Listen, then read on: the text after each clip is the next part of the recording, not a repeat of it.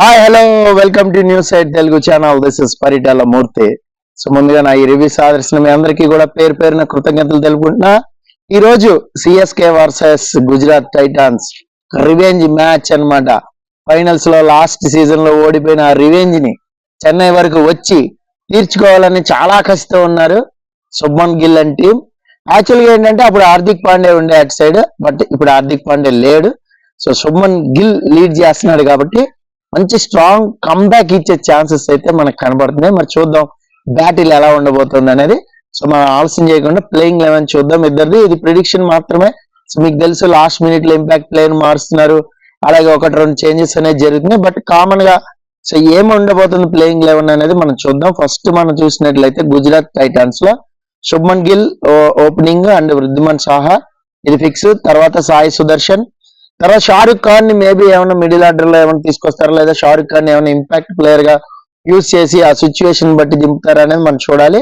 So మామూలుగా అయితే విజయ్ శంకర్ ఆ ప్లేస్ లో అయితే ఉన్నాడు, బట్ ఈసారి షారుఖ్ ఖాన్ ని తీసుకునే ఛాన్సెస్ అయితే కనపడుతున్నాయి. అలాగే డేవిడ్ మిల్లర్ ఉంటాడు, తర్వాత అజ్మతుల్లా ఉజ్మై అతను ఉంటాడు, తర్వాత రాహుల్ తివాటియాకి ఏమన్నా బ్యాటింగ్ ప్రమోషన్ ఇస్తారేమో. లాస్ట్ టైం చాలా బాగా పర్ఫామ్ చేశాడు కాబట్టి ఏమన్నా కొంచెం ముందుకు తీసుకొస్తారేమో, అది చూడాలి.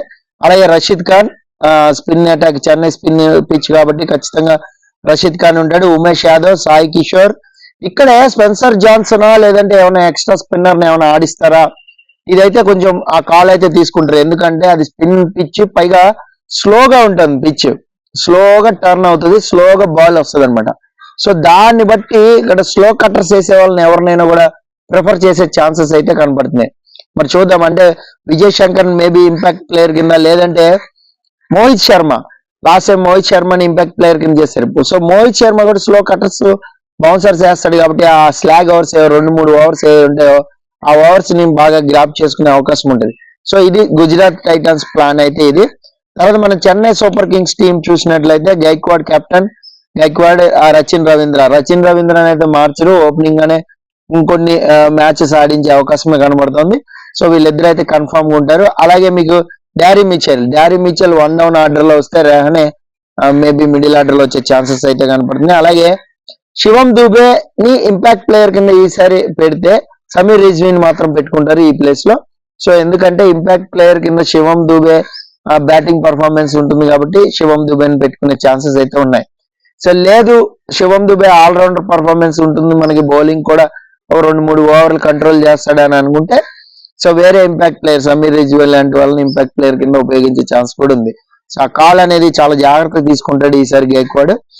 అలాగే ఎంఎస్ ధోని, రవీందర్ జడేజా, ఈసారి దీపక్ చహార్ కూడా కొంచెం డౌట్ గా ఉంది నాకు, ఎందుకంటే కొంచెం నెట్స్ లో ఏదో ఇంజూరీ అయ్యాడు అని కొంచెం వార్తలు అయితే వినపడుతుంది. దీపక్ చహార్ ని పెడతారా పెట్టరా, ఒకవేళ పెట్టకపోతే మాత్రం పట్టిదారనా.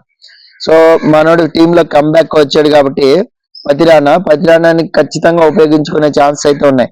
అలాంటప్పుడు ఎవరిని పక్కన కూర్చోబెడతారు అనేది కూడా ఉంది, ఎందుకంటే ముస్తాఫిజుర్ రెహమాన్ తీయలేరు.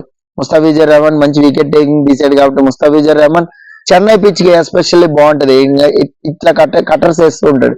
సో ఈ పిచ్ కి ఎస్పెషల్లీ స్లో పిచ్ కాబట్టి ఖచ్చితంగా కట్టర్స్ వేస్తూ ఉంటాడు కాబట్టి బాగా ముస్తాఫిజుర్ రెహమాన్ తీసేంత సాహసం అయితే చేయడు. మేబీ ఇది గైక్వాడ్ కాలే. ధోని నువ్వు సలహా అడిగినా ధోని ఏం లేదు నన్ను అడగద్దు, కెప్టెన్ అడగండి అని ఆల్రెడీ సైకిల్ చేసిన వీడియోలు అన్ని వైరల్ కూడా అవుతున్నాయి.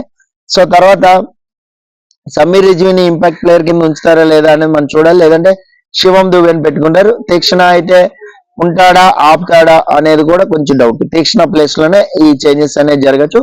శార్దుల్ ఠాగూర్ ఆల్రౌండ్ పర్ఫార్మెన్స్, శార్దుల్ ఠాగూర్ ఉంటారు. సో ఇది అయితే ఇక్కడ శాంట్నర్ మాత్రం స్పిన్ పిచ్ కాబట్టి శాంట్నర్ తీసుకుంటే అప్పుడు మీకు పట్టిదారాన్ని పక్కన పెట్టడం, ఇప్పుడే వచ్చాడు కాబట్టి కంబ్యాక్ అయ్యాడు కాబట్టి ఒక్క మ్యాచ్ ఆపడం అనేది జరుగుతుంది. సో ఇది ప్లేయింగ్ 11 ప్రిడిక్షన్. ఇక పిచ్ విషయానికి వస్తే పిచ్ రిపోర్ట్ ఏం చెప్తుందంటే చాలా కొంచెం క్రాక్స్ ఉన్నాయి. సో లాస్ట్ టైం ఆడిన పిచ్ కంటే కూడా ఎక్కువ టర్న్ వచ్చే ఛాన్సెస్ ఉంటుంది. సో ఇక్కడ రవీంద్ర జడేజా, ఒకవేళ శాంట్నర్ తీసుకుంటే శాంట్నర్, సమీర్ రిజ్వీ స్పిన్ వేసిన సమీర్ రిజ్వీ, ఇలా మంచి బలం ఉంది చెన్నైకి ఇక్కడ స్పిన్ కి. అలాగే అటు సైడ్ తీసుకుంటే మీకు రషీద్ ఖాన్ 4 ఓవర్లు ఆడటం చాలా కత్తిమీద సాము ఈ పిచ్ మీద. సో కాబట్టి ఆ చెన్నై ఆచితూచి రషీద్ ఖాన్ ఆడిద్ది, డౌట్ లేదు. ఎందుకంటే last time match Mumbai match అలా టర్న్ అవడానికి రషీద్ ఖాన్ ఓవరే అక్కడ మీకు డ్యామేజ్ అయింది. చాలా మంది లాస్ట్ ఓవర్ బాగా వేశారు, లాస్ట్ ఓవర్ కాదు. రషీద్ ఖాన్ అంతకు ముందు ఓవర్ ఏదైతే వేసాడో పీకల వరకు మ్యాచ్ ని తెచ్చుకున్నారు, ప్రెషర్ లోకి తెచ్చుకున్నారు. దానివల్ల హార్దిక్ పాండే లిఫ్ట్ చేయాల్సి వచ్చింది బాల్ ని. సో మనందరికి తెలుసు రషీద్ ఖాన్ ఏ మాత్రం కొంచెం టర్న్ వచ్చినా కూడా లోపలికి బాల్ వేయడానికి ట్రై చేస్తూ ఉంటాడు. వికెట్ అటాక్, అలాగే ప్యాట్స్ మీదకి బాల్ వేసి ఎల్బిడబ్ల్యూ అటాక్ చేస్తుంటాడు. వికెట్ టేకర్ మెయిన్ మనోడు. సో కాబట్టి ఎక్కువ spin and bounce, little bit bounce, slow cutter. అంటే ఇప్పుడు స్పిన్ కూడా ఏంటంటే మనం వస్తుంది కదా స్పీడ్, కానీ మనం హిట్ చేయడానికి లేదు, స్లోగా టర్న్ అవుతూ ఉంటుంది. ఇప్పుడు మీకు అశ్విన్ క్యారమ్ బాల్ వేస్తుంది చూడండి, ఆ క్యారమ్ బాల్ వేసినప్పుడు చాలా స్లోగా టర్న్ అవుతుంది కదా, అలా ఇక్కడ టర్న్ అయ్యే ఛాన్స్ ఉందన్నమాట. సో కాబట్టి ఈ పిచ్ అనేది కొంచెం స్లో పిచ్ అని చెప్పుకోవాలి. రన్స్ అనేది అంత హ్యూజ్ గా అయితే రావు. 160 and 170 ఫస్ట్ బ్యాటింగ్ చేస్తే this is the best total. అది మనం డిపెండ్ చేసుకుంటానికి. సో ఒకవేళ 150 140 కొడితే మాత్రం ఖచ్చితంగా చేజింగ్ టీమే గెలుస్తుంది. సో ఫస్ట్ బ్యాటింగ్ చేసిన వాళ్ళకైతే అడ్వాంటేజ్ ఎక్కువ ఉంది. సో టాస్ అనేది కీలకం. సో టాస్ గెలిస్తే ఎవరైనా బ్యాటింగే తీసుకుంటారని నేను అనుకుంటున్నా. ఎందుకంటే ఫస్ట్ బ్యాటింగ్ కే ఒక టోటల్ పెట్టేస్తే దాన్ని డిపెండ్ చేసుకుంటాం చాలా ఈజీ. సో 170 180 కొట్టేస్తే ఆరామ్సే డిపెండ్ చేసుకోవచ్చు అనమాట, అలాంటి పిచ్ ఇది. సో కాబట్టి టాస్ గెలిస్తే ఫస్ట్ బ్యాటింగ్ తీసుకునే ఛాన్సెస్ అయితే మనకు కనబడుతున్నాయి.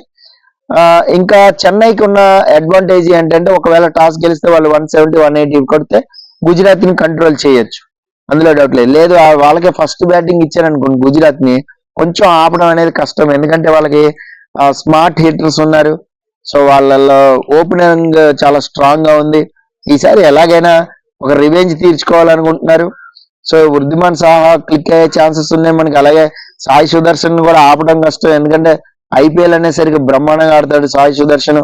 సో డేవిడ్ మిల్లర్ మొన్న ఫెయిల్ అయినా కూడా ఈసారి మాత్రం ఖచ్చితంగా దుమ్ములు లేపే ఛాన్సెస్ కనపడుతున్నాయి. సో కాబట్టి వీళ్ళని కొంచెం ఆపడం అయితే కష్టమే గుజరాత్ టీం ని. ఇది ఫస్ట్ బ్యాటింగ్ ఇస్తే. చేజింగ్ ఇస్తే మాత్రం కొంచెం టార్గెట్ ఉంటుంది కాబట్టి కొంచెం ప్రెషర్ పెట్టచ్చు. సో కాబట్టి చెన్నై బ్యాటింగ్ తీసుకునే ఛాన్సెస్ ఉంటాయి. సో ఎవరు గెలుస్తారు, విన్నింగ్ మీటర్ ఏం చెప్తుంది? సో విన్నింగ్ మీటర్ అయితే నేను 2-3 ప్లాట్ఫామ్స్ మీద చూశాను. 60% చెన్నైకి చూపెడతాను, అంటే 60% చూపెడతాను. మొన్నదాకా 52 48 56 44 ఇట్లా ఉండేది. సో చెన్నైకి తక్కువని ఇలా 60 వరకు వెళ్ళిపోయింది అనమాట ఈసారి. ఎందుకంటే లాస్ట్ టైం మ్యాచ్ గెలిచిన ఊపులో ఉన్నారు, అలాగే గుజరాత్ కూడా మ్యాచ్ గెలిచిన ఊపులో ఉంది. యాక్చువల్ గా చాలా టఫ్ ఉండాలి, కానీ ఇక్కడ గుజరాత్ కి తక్కువ చూపెట్టారు, ఎందుకంటే హోమ్ గ్రౌండ్ కాబట్టి. సో 60% చెన్నైకి చూపెడుతుంటే చెన్నై ఫ్యాన్స్ కూడా ఎక్కువ. సో మనకు తెలుసు 40% మాత్రమే గుజరాత్ టైటానిక్ ఉంది. నా ప్రిడిక్షన్ ఏంటి అంటే ఈసారి ఎలాగైనా సరే గుజరాత్ ఏమైనా రివెంజ్ తీర్చుకుంటుందా చెన్నై మీద అని అయితే అనిపిస్తోంది. బట్ ప్రిడిక్షన్ మాత్రం చేయలేని గుజరాత్ గెలుస్తుందని. సో కొంచెం డౌట్ గా ఉంది, డైలమాలో ఉంది. సో నాకు తెలిసి చెన్నై గెలిచే ఛాన్సెస్ ఉన్నాయి టీం పరంగా. పేపర్ పరంగా టీంని చూస్తే, సో వాళ్ళ పర్ఫార్మెన్స్ చూసినా కూడా, సో ఆ కెప్టెన్సీ గైక్వాడ్ది చూసినా, ధోని కొంచెం అడ్వైజర్స్ అవి ఇస్తున్నా కూడా, సో చెన్నైకే ఎక్కువ గెలిచే ఛాన్సెస్ అయితే కనపడుతున్నాయి. సో అది నా ప్రిడిక్షన్ అయితే చెన్నై గెలుస్తుందని చెప్తున్నా. సిఎస్కే గెలిచే ఛాన్సెస్ అయితే ఉంటాయి. మరి చూద్దాం ఎవరు గెలుస్తారు, మీకేమనిపిస్తుంది ఎవరు గెలుస్తారు అనేది కామెంట్ బాక్స్ లో మస్ట్ గా కామెంట్ చేయండి. So IPL next match update కూడా ఫాలో అవ్వండి. This is Paritala Murthy signing off. By by.